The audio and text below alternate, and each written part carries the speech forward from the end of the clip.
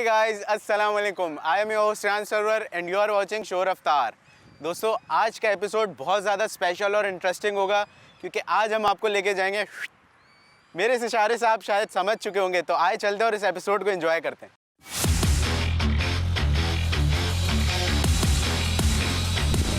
Senior pilot Mohammad ईसा मौजूद हैं जो कि हमें मैक्सिमम नॉलेज प्रोवाइड करेंगे आरसी प्लेन से रिलेटेड।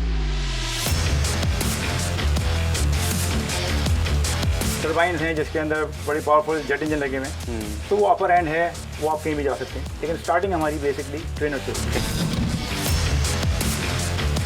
स्टार्ट लेने के लिए आप बहुत मिनिमम कॉस्ट के ऊपर जहाज़ अपना बना सकते हैं। जी दोस्तों, तो जैसा कि मैंने आप लोगों को बताया था कि आज का एपिसोड बहुत ज़्यादा स्पेशल होगा और इस वक्त हम मौजूद हैं मॉडल एरोनॉटिकल सोसाइटी में, जिसको मास्क भी कहा जाता है, और हमारे साथ सीनियर पायलट मोहम्मद ईसा मौजूद हैं जो कि हमें मैक्सिमम नॉलेज प्रोवाइड करेंगे आरसी प्लेन से रिलेटेड। और देखने में तो बज़ाहिर ये एकदम असली प्लेन्स लगते हैं और इनकी साउंड भी जिस तरीके से जो ये साउंड प्रोड्यूस करते हैं वो भी बिल्कुल कह सकते हैं कि एक असली प्लेन की तरह होती है। तो इनसे इनका एक्सपीरियंस आप लोगों को शेयर करवाते हैं कि इनका ये जो इनका इतना सीनियर पायलट हैं तो इनका कैसा एक्सपीरियंस। सर कैसे हैं आप? अल्लाह का शुक्र, अस्सलाम वालेकुम। वालेकुम सलाम। अच्छा सर, क्या आप मुझे बताएं कि एक जब आप प्लेन फ्लाई करते हैं या आप फील्ड पे खड़े होते हैं तो एक क्या आपके दिमाग में एक कॉन्सेप्ट होता है कि आज मैंने कुछ डिफरेंट करना है, या फिर इस तरीके का आपकी जर्नी कैसे शुरू हुई? जर्नी तो मेरी 1971 में स्टार्ट हुई थी, जब मैंने पहली मरतबा पहला जहाज़ बना के स्टार्ट किया था। That's a long time back. फिर जैसे अर्ज़ किया मैंने कि 1980 में हमें क्लब की ज़रूरत पड़ी और क्लब बनाया, बाज़ाब्ता क्लब बनाया। क्लब का मकसद ये था कि इस हॉबी को प्रमोट किया जाए, स्पेशली यंगस्टर्स, स्कूल के बच्चों में, कॉलेज के बच्चों में इसका एक बेस बनाया जाए, जो कि बड़ा अल्लाह का शुक्र है कि बड़ी अचीवमेंट उसमें हमें नसीब हुई। उसके बाद पाकिस्तान जो है, ये शायद नहीं पता होगा कि पाकिस्तान जो है वर्ल्ड चैम्पियनशिप भी जीत चुका है एरो मॉडलिंग में। माशाल्लाह। हमारे जो यहाँ के प्रेसिडेंट साहब थे जिनकी वफात हो गई है कुछ अर्से पहले, he was the world champion representing Pakistan. और अल्लाह का एक बड़ा करम शुक्र एहसान है कि FAI फेडरल एरोनॉटिकल इंटरनेशनल, जो कि इनका हेड ऑफिस पेरिस में, जो कि वर्ल्ड एरो मॉडलिंग, बलूनिंग, अल्ट्रालाइट्स इसको गवर्न करती है, पाकिस्तान उसका परमानेंट मेंबर भी है। ये नसीब इंडिया को हासिल नहीं है, हमें हासिल है, अल्लाह का शुक्र है, because of the world championship winning. और उसमें हमें बड़ी इज़्ज़त वहाँ मिलती है। जब भी हम किसी मीटिंग में जाते हैं या अपनी किसी टीम को बाहर भेजते हैं तो उसकी रिप्रेजेंटेशन पाकिस्तान की बड़ी इज़्ज़त से देखी जाती है। और यहाँ पर जो है एडवेंचर्स क्लब ऑफ पाकिस्तान जब बना था, सो उनको भी टर्की में और बाहर जाके अपने बलून्स को फ्लाई करना था, तो उनको परमिशन चाहिए थी, तो वो भी हमने अरेंज की थी, बिकॉज हमारी एफिलिएशन थी FAI के साथ, उस पर थी।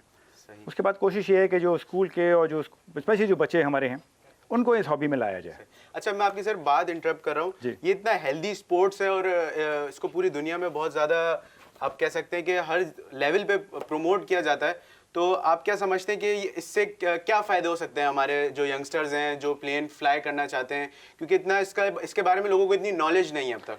ये बेसिक है एरोनॉटिकल इंजीनियरिंग में जाने के लिए। अल्लाह का करम है कि हमने अपने जहाज़ बना लिए हैं, लेकिन उस जहाज़ को बनाने के लिए F-17 थंडर के लिए भी आपको बेसिक नॉलेज चाहिए। और basic knowledge start from very basic. जब आपका शौक हो और उसके अंदर आप जाएं, जब किसी चीज़ को शौक से स्टार्ट करते हैं तो वो आपका जुनून बन जाता है, वो फिर आप पे मुसल्लत नहीं होता।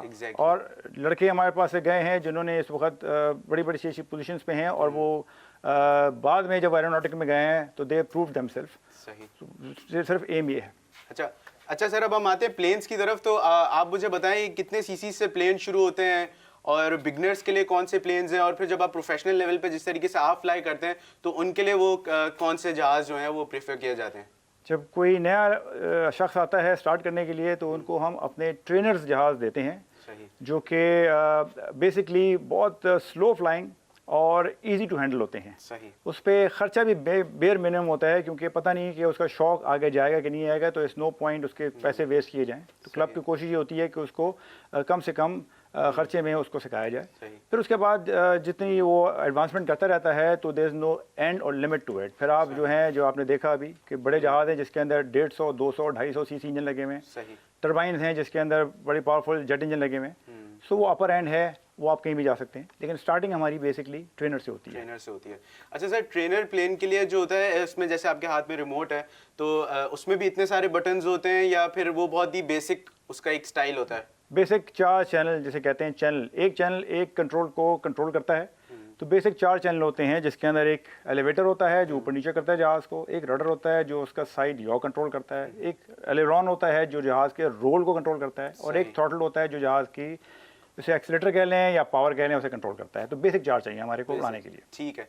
अच्छा सर, इसकी आप मुझे ये बताएं कि एक इसकी फ्रीक्वेंसी कितनी होती है और ये कितने डिस्टेंस तक ये फ्लाई कर सकता है जो बेसिक प्लेन होता है? इसकी 1 किलोमीटर की रेडियस है।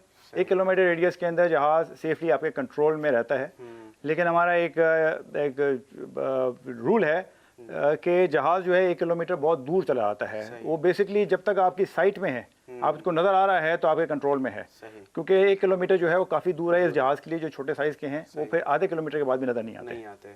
तो वो बेसिकली अगर कोई बर्ड भी साथ फ्लाई कर रही है तो आप कंफ्यूज हो जाते हैं कि वो एक बेसिक जो प्लेन है आपका वो इस तरीके से, क्योंकि मैं भी अभी देख रहा था ऑफ कैमरा जब आप लोग फ्लाई कर रहे थे तो मुझे थोड़े टाइम बाद समझ नहीं आ रहा था कि मैं किसी बर्ड को देख रहा हूँ या फिर मैं प्लेन को देख रहा हूँ। नए जो लड़के आते हैं उनके साथ ये प्रॉब्लम आती है, लेकिन जब टाइम गुजरता है तो फिर उनको एग्जैक्टली पता होता है कि यार नहीं ये बर्ड कौन सी है और जहाज़ कौन सा है। सही। अच्छा सर, मुझे ये बताएं कि इन केस कोई मिसहैप हो जाए और ये प्लेन गिर जाए या कंट्रोल्स ना वर्क करें या कोई रेडियस में कुछ भी XYZ कोई भी मसला हो, तो क्या ये प्लेन्स आप लोग खुद बना सकते हैं?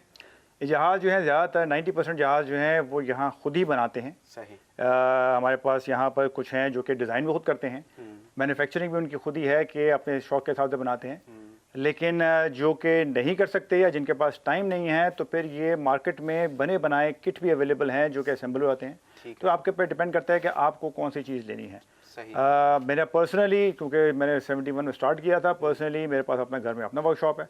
सो आई डिज़ाइन फ्लाई बिल्ड मैं अपने जहाज़ बनाता हूँ। इस तरह से हमारे 3 4 6 और लोग हैं जिनको शौक़ है, खुद बनाते हैं वो। अच्छा सर, जैसे आपने बताया कि आपने फर्स्ट प्लेन खुद डिज़ाइन किया था, तो वो क्या स्टोरी थी और वो जो प्लेन आपके पास अब तक है या नहीं? नहीं, अब तो नहीं है।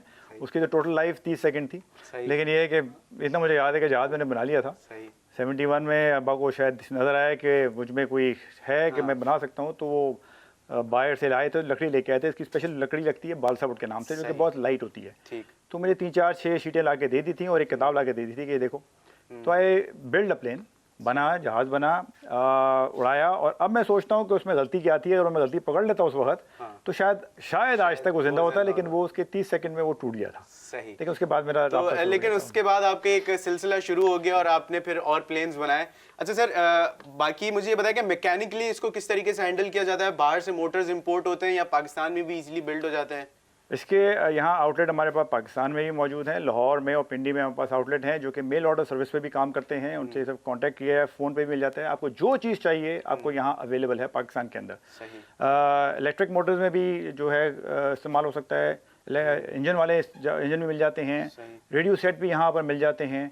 इसके जो बिल्डिंग मटेरियल है वो भी सब कुछ यहाँ अवेलेबल है जो के लिए। तो बेसिकली अगर कोई यंगस्टर आता है या कोई भी XYZ बंदा आता है आपके पास और वो प्लेन की डिमांड करता है तो वो इजीली अवेलेबल है इस वक्त? सब कुछ अवेलेबल है, जी हाँ। अच्छा सर, मुझे ये बताएं कि फ्यूल की क्वालिटी क्या मैटर करती है और कितने फ्यूल पे ये रन कर जाता है इजीली?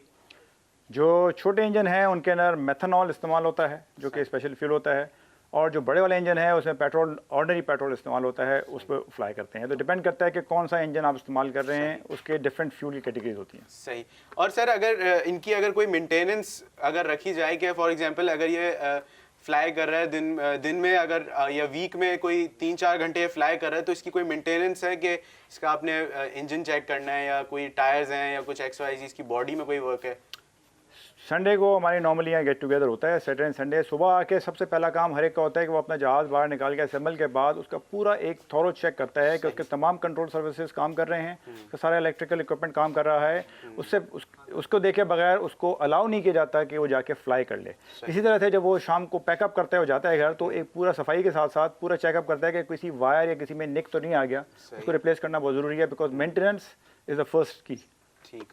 अच्छा सर, इन केस अगर ये प्लेन अल्लाह ना करे अगर गिर जाए तो चांसेस हैं कि वो वापस रीबिल्ड हो सकता है, या फिर वो उसको कंप्लीटली डिमोलिश करके आपको दूसरा प्लेन जो है वो परचेज करना पड़ता है? 80% चांसेस में जहाज़ जो है वापस रिकवरेबल होता है, सही। और उसमें थोड़ी सी रिपेयर करना पड़ता है या कुछ पार्ट ऐड करना पड़ता है, वो जहाज़ रिपेयरेबल होता है, उसके पार्ट्स इस्तेमाल हो जाते हैं। ठीक है। 20% चांसेस में है कि अगर उसका मेजर डैमेज हो गया है तो फिर उसको फिर राइट ऑफ करना पड़ता है। सही है। अच्छा सर, आरसी प्लेन्स में कितने किस्म के जहाज आते हैं? कि क्या सिर्फ ये कमर्शियल वाले आते हैं, या फिर आप इसमें प्रोफेशनल जो जेट प्लेन्स होते हैं वो भी आप लोग की जो है वो?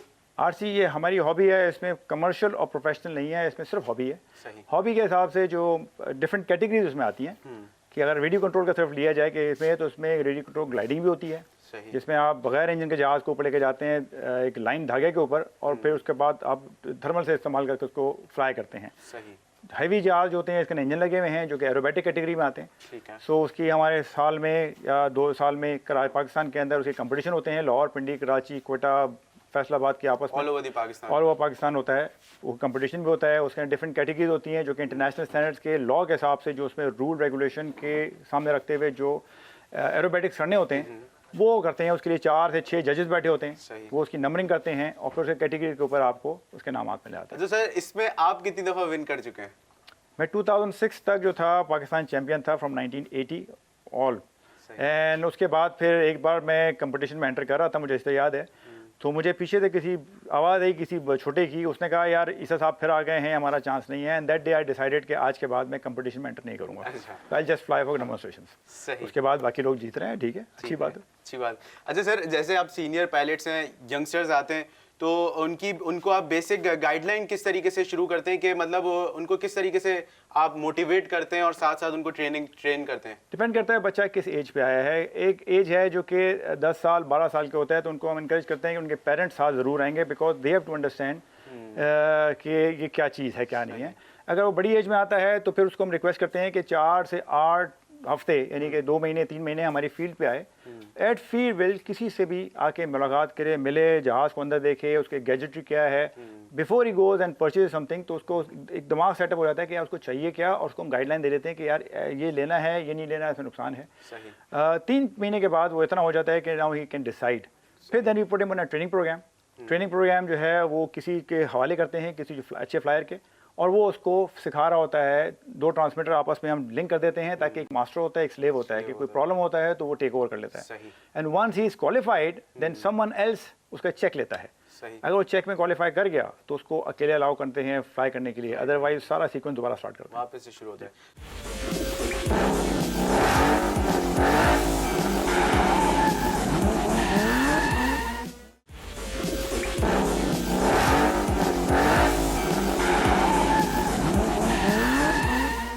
अच्छा सर, मुझे ये बताएं कि ये जो प्लेन्स हैं, ये इनकी क्या कॉस्ट होगी? एक बिगनर प्लेन को अगर कोई परचेज करना चाहे तो उसकी क्या कॉस्ट होगी, और फिर जैसे जैसे ग्रेजुअली आपने कहा कि इनकी प्राइजेस भी इंक्रीज होंगी उसी तरीके से? रिसेंटली चूँकि फ्लक्चुएशन डॉलर का, क्योंकि सारा डॉलर बेस्ड है, पहले तो ये सस्ते थे, लेकिन अब एवरेज एक जहाज़ को जो ट्रेनर है उसका रेडियो सिस्टम, उसका इंजन और उसका जहाज़ का लेना तकरीबन कोई 40,000 रुपीज़ इनिशियल इन्वेस्टमेंट उसकी बनती है। सही। और उसके बाद मैंने जैसे आपसे अर्ज़ किया कि आप बड़े जहाज़ों पे जाते रहें तो उसकी कॉस्ट ऊपर जाती रहेगी, वो आपकी मर्ज़ी पे है सही कि उसमें क्या कुछ ऐड करना चाहते हैं आप। ठीक है, तो बेसिकली ये डिपेंड करता है कि आपकी जेब कितनी इजाज़त देती है। बेसिकली यस, लेकिन उसमें भी ज़रूरी नहीं है, क्योंकि जो हमने इसको हॉबी को प्रमोट करने का मतलब ये है कि जो इसको शौक है उसको हम कैटर कर सकें। सही। तो ये आप हर आदमी इस वक्त आता है उसको एक ही शौक होता है कि रेडियो कंट्रोल में जाए। हमारे पास और कैटेगरीज हैं, सही। जिसे लाइन कंट्रोल कहते हैं, जिसको फ्री फ्लाइट ग्लाइडिंग कहते हैं।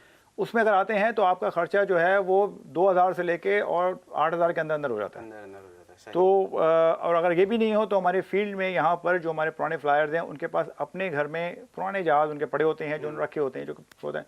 तो अगर देखते हैं किसी शख्स में वो काबिलियत मौजूद है, तो कुछ दिनों के बाद उसको वो जहाज़ अपना को पढ़ा देते हैं कि यार पहले सीखो फिर बाद में बात कर लेंगे। ठीक। तो वो भी उसको एक एनकरेजमेंट। तो ये एक तरीके से आप लोग मोटिवेट करते हैं जो भी न्यू कमर होता है उसके लिए। अच्छा सर, जैसे जितने भी मेंबर्स हैं, क्या उनके अंदर ये सलाहियत है कि वो अपने प्लेन्स को खुद डिज़ाइन कर लें और उसको बना लें, या आप लोग उसको सिर्फ फ्लाई करने की हद तक जो है उसको डिज़ाइनिंग के लिए you need a complete course and understanding. उसके लिए ऐसा आसान काम नहीं है किसी जहाज़ को भी, चाहे बड़ा जहाज़ हो या छोटा जहाज़ हो। छोटे जहाज़ के डिज़ाइन बड़े जहाज़ के एग्जैक्टली तकरीबन सेम होते हैं, उसमें काफ़ी चीज़ इन्वॉल्व होती हैं। लेकिन जो फील्ड पे हमारे जो जितने भी मेंबरान हैं उनको हम इनकरेज करते हैं और सिखाते हैं बाकायदा कि रिपेयर खुद कैसे करना है ताकि डिपेंडेंट ना हो किसी पे। सही। और इंजन्स पे या किसी चीज़ पे उसका जो ट्रबल शूटिंग है या उसकी मेंटेनेंस है वो खुद करते हैं। सही। अच्छा सर, मेन जैसे आपने बताया कि इंजन में जो ट्रबल शूटिंग होती है, तो वो मेन कौन सा ऐसा पार्ट है जो सबसे ज़्यादा जो है आपको जिसके बारे में बहुत ज़्यादा केयरफुल होना पड़ता है? हमारे इन्वायरमेंट में यहाँ पर बेसिकली डस्ट बहुत ज़्यादा है, तो हमारे को ज़्यादा प्रॉब्लम आती है कार्बोरेटर्स के ऊपर। सही। तो just like real motorcycle engine carburettor, तो उसमें अगर कचरा आ जाए, क्योंकि ये सेंसिटिव ज़्यादा है और ये उड़ना भी होता है, तो कचरा आ जाए तो उसको सफाई करना, उसको पे ट्यून करना, उसको डिफरेंट लेवल पे, वो प्रॉब्लम देती है हमारी डस्ट इन्वायरमेंट की वजह से। सही। तो सर आप लोग जब ये फ्लाई करने से पहले सेफ्टी प्रिकॉशंस पूरे करते हैं, उसको चेक करते हैं?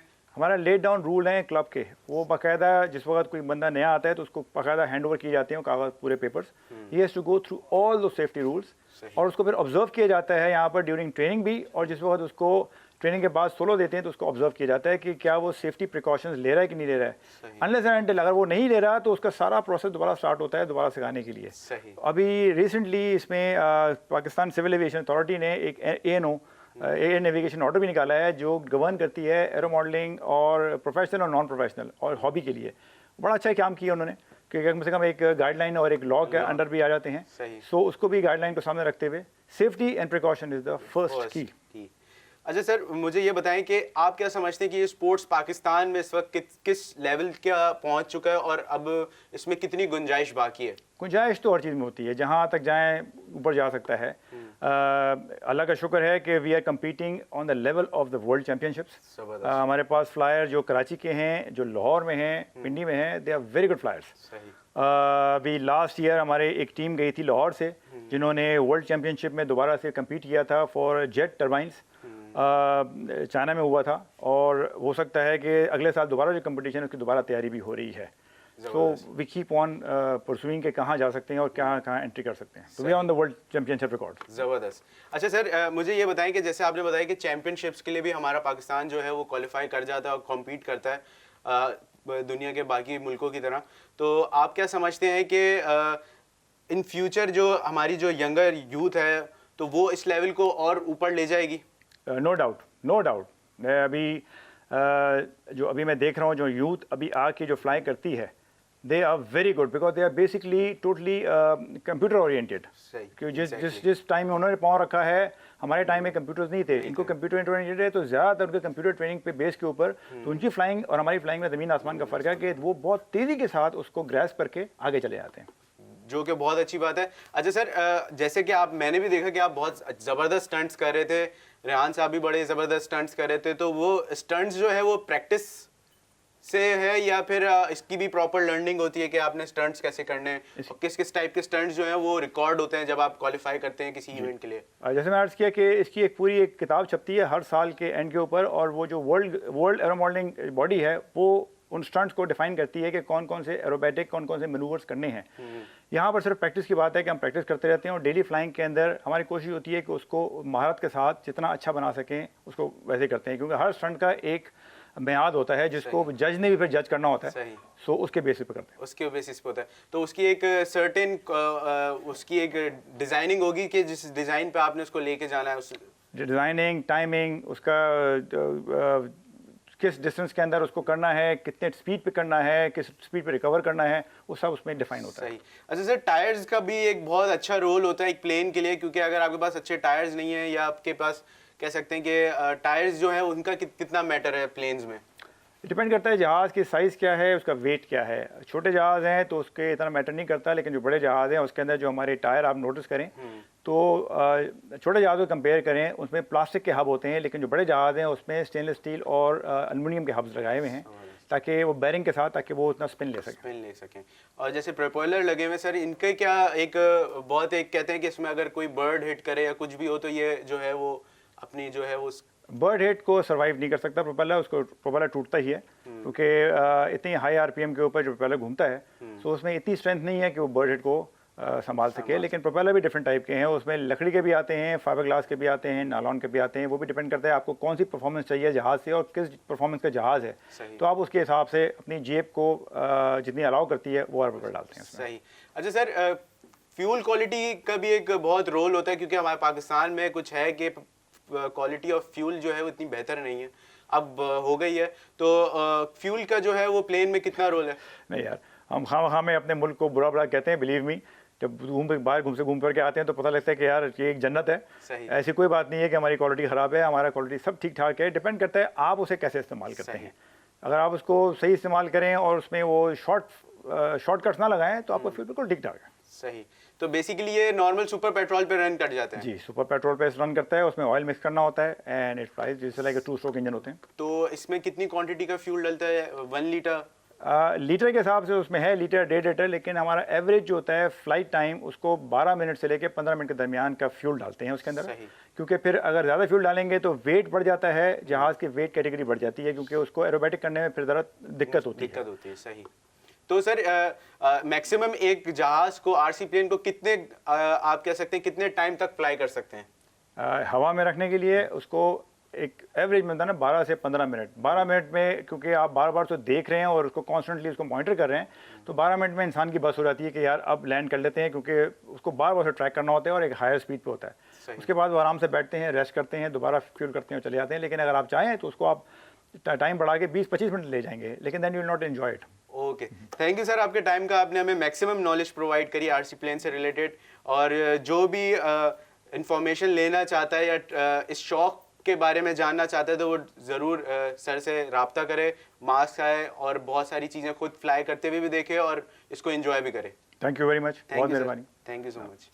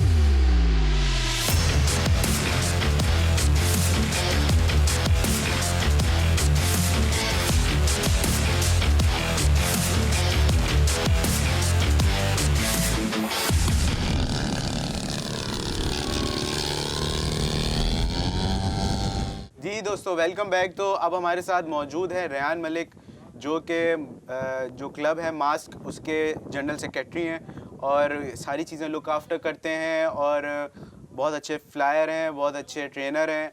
तो इनसे पूछेंगे कि अब तक जो है मास्क की क्या आप समझते हैं सर कि इसकी क्या अब तक जो है वो कहाँ स्टैंड कर रहा है, इंटरनेशनल लेवल पे कहाँ स्टैंड कर रहा है, कितने लोगों का रुझान है इस तरफ? अस्सलाम वालेकुम। हाँ, जैसे आपने कहा है कि रुझान थोड़ा सा स्लो है, कोई नई जनरेशन जो है शायद वो इंटरनेट पे और गेमिंग्स वगैरह के उस तरफ ज़्यादा है।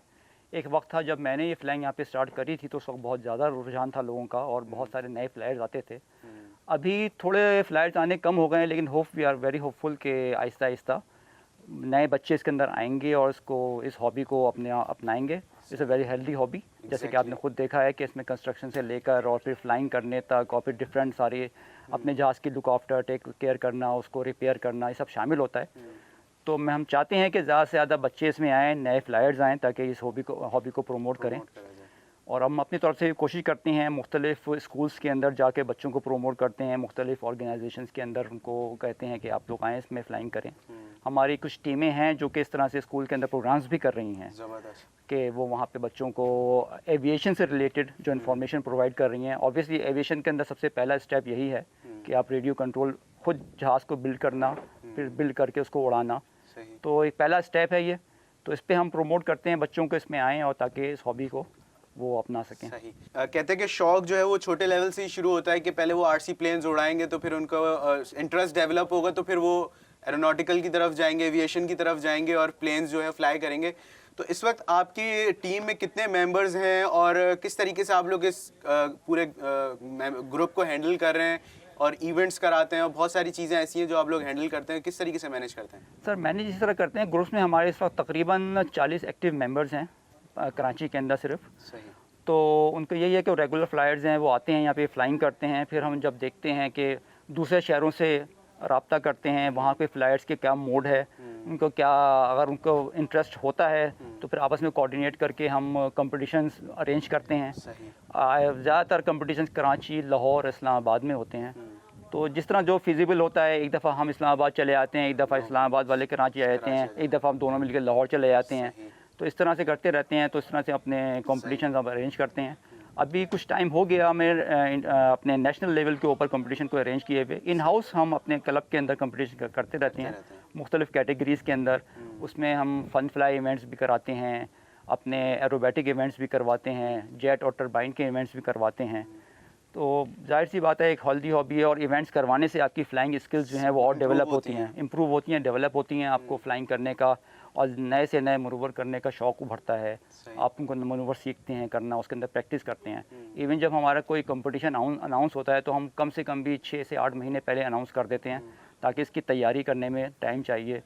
तो बाय द टाइम 6-8 महीने गुजरने के बाद सब फ्लाइट्स जो हैं प्रिपेयर हो जाती हैं। सही। अच्छा सर, जैसे कि मैं यहाँ आपसे मिलने से पहले, ईसा साहब से मिलने से पहले मेरा एक कॉन्सेप्ट था कि बहुत ही शायद एक्सपेंसिव शौक होगा, क्योंकि प्लेन्स देख के लोगों के दिमाग में एक वैसी कॉन्सेप्ट आता है कि शायद ये बहुत एक्सपेंसिव शौक हो, तो वो लोग शायद इस तरफ सोचते नहीं है। तो आप क्या सजेस्ट करते हैं कि ये इतना एक्सपेंसिव नहीं है, अगर जो बिगनर है वो सीखना चाहता है तो वो एक नॉर्मल उसमें प्लेन में कर सकता है?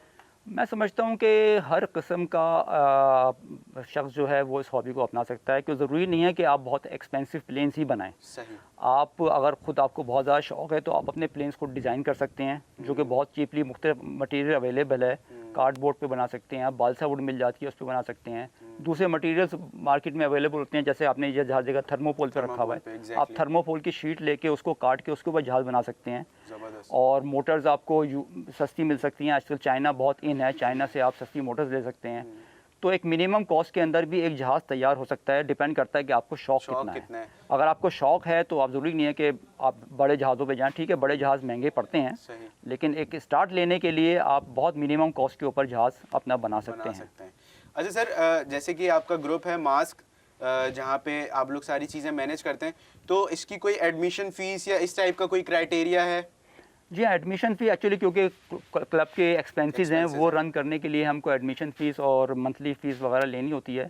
लेकिन अगर कोई नया फ्लायर स्टार्ट करना चाहता है तो हम उसको बिल्कुल से किसी किस्म के कोई चार्जेस नहीं लेते। हम चाहते हैं कि हमारे क्लब में आए, पहले यहाँ का एटमॉस्फेयर देखे, वो इस फ्लाइंग के, इस क्लब को या इस फ्लाइंग को एज अ हॉबी अपनाना चाहता है। क्योंकि शुरू में अक्सर ऐसा होता है, यहाँ पे बहुत सारे फ्लायर्स आए हैं, आते हैं हफ्ते 2 हफ्ते महीने फ्लाइंग करते हैं, लेकिन उनका शायद इंटरेस्ट डेवलप नहीं हो पाता और वो छोड़ देते हैं। तो हम पहले किसी को भी मेंबरशिप या उस पर नहीं लेकर आते कि जी आप पहले मेंबरशिप लेंगे तो आप फ्लाइंग कर सकते हैं। जिसको भी फ्लाइंग का शौक़ है वो हमारे क्लब में आए, यहाँ बैठे, देखे, जहाज़ लाए, बनाए। हम उसको जो हेल्प कर सकते हैं अपनी तरफ से हेल्प करेंगे। उसे कोई इक्विपमेंट चाहिए तो हम उसको इक्विपमेंट प्रोवाइड करेंगे, उसको फ्लाइंग में कोई असिस्टेंस चाहिए हम उसको वो प्रोवाइड करेंगे।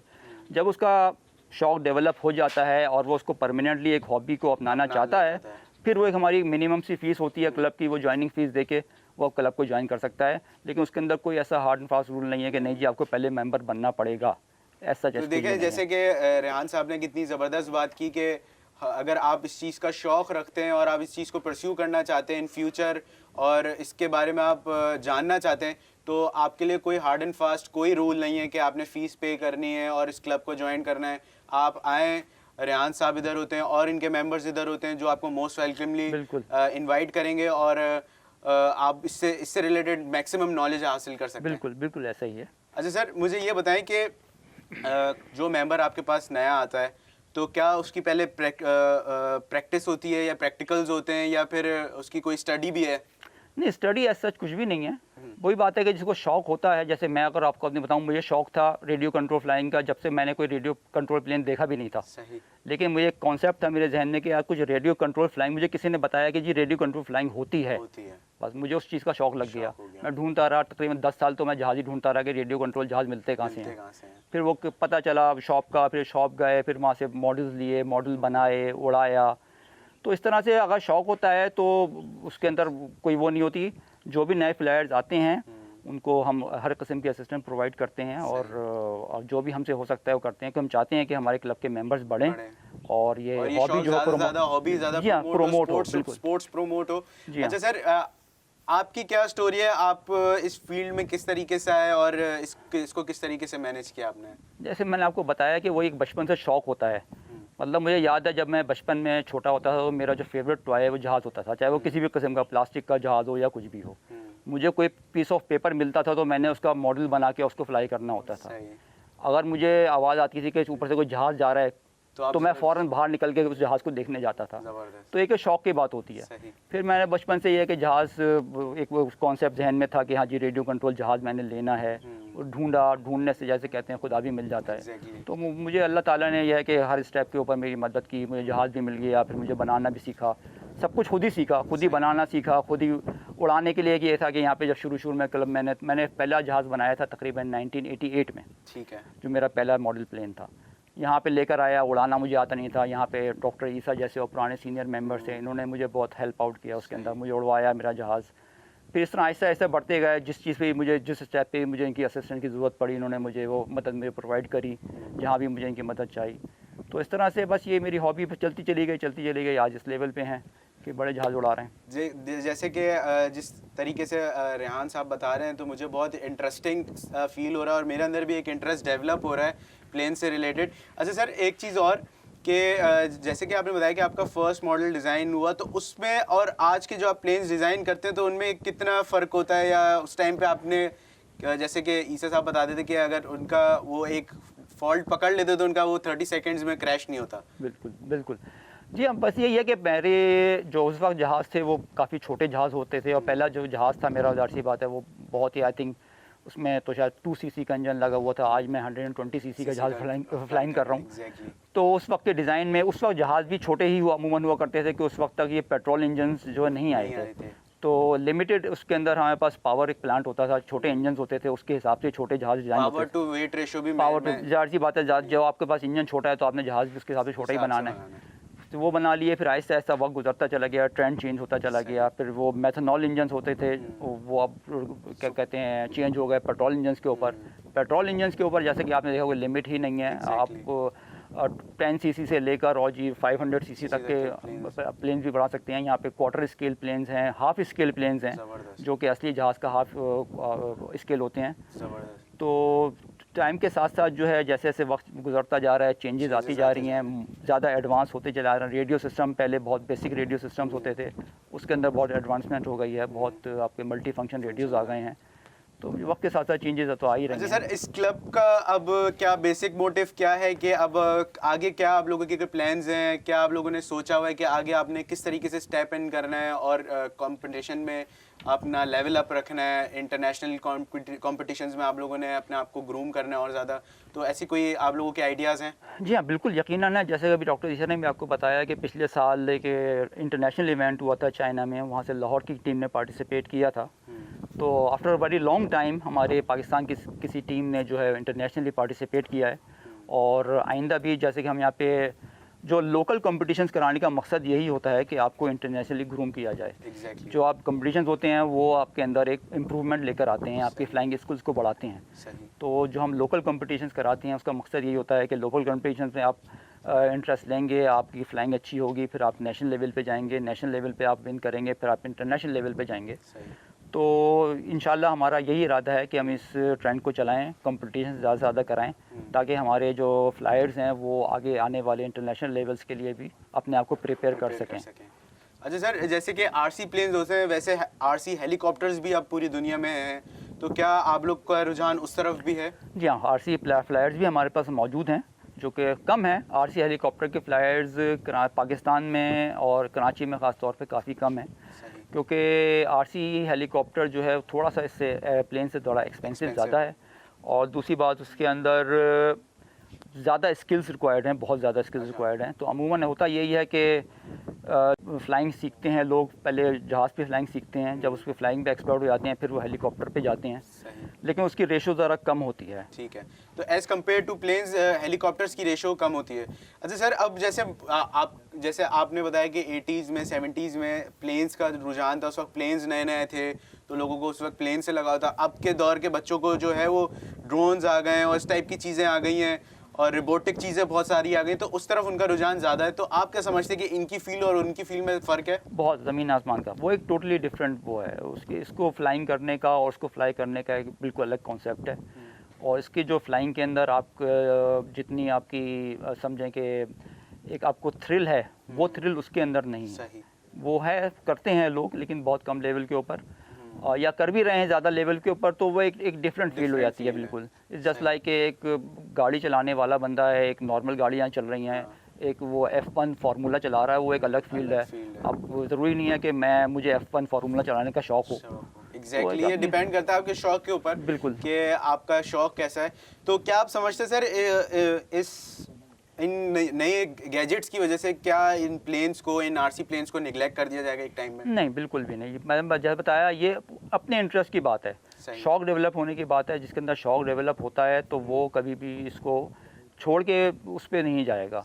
वो एक अलग चीज़ है और ये बिल्कुल अलग चीज़ है। थैंक यू सर आपके टाइम का, आपने हमें टाइम दिया और मैक्सिमम नॉलेज से रिलेटेड नॉलेज हमें प्रोवाइड करी। दोस्तों, उम्मीद है एपिसोड आपको पसंद आया होगा। अगले हफ्ते एक नए एपिसोड के साथ हाजिर होते हैं। तब तक के लिए मुझे और मेरी टीम को दीजिए इजाज़त। खुदा हाफिज़।